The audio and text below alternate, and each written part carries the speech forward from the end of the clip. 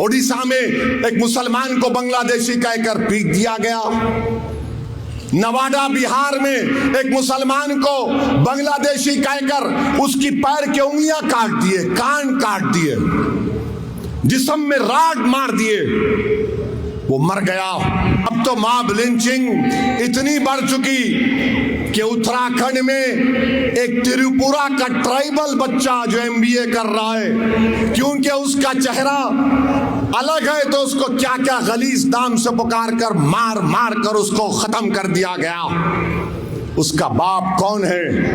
वो बीएसएफ का सिपाही है जो भारत की सरहद पर भारत की हिफाजत करता है। मैं तकलीफ मुझे महसूस होती है कि उस बाप पर क्या गुजर रही होगी।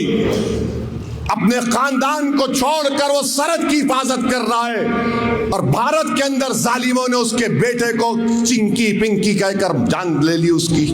कोई पूछने वाला नहीं है क्योंकि ट्राइबल है। क्या अजीत पवार कुछ बोले? क्या कोई कुछ बोला? मेरे भाई क्या बोलते, कानून अपना काम करेगा।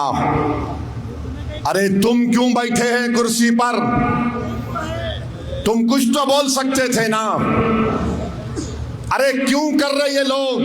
जलगांव का सुलेमान पठान को पकड़ पकड़ कर मारा,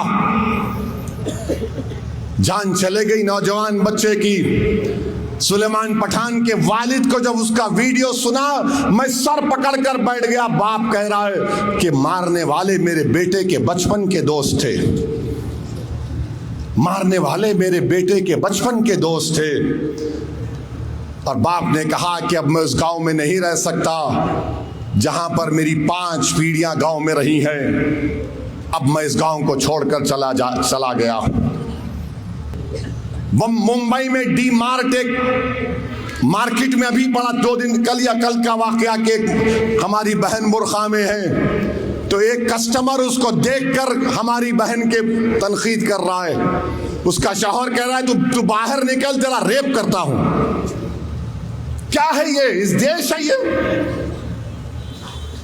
अरे सियासत करो मगर याद रखो जो ख्वाब हमारे बुजुर्गों ने इस देश के लिए देखा था अंग्रेजों की गुलामी से छुड़ाने के बाद, अगर आप दलितों को, आदिवासियों को, मुसलमानों को इतना दबाएंगे तो फिर क्या होगा?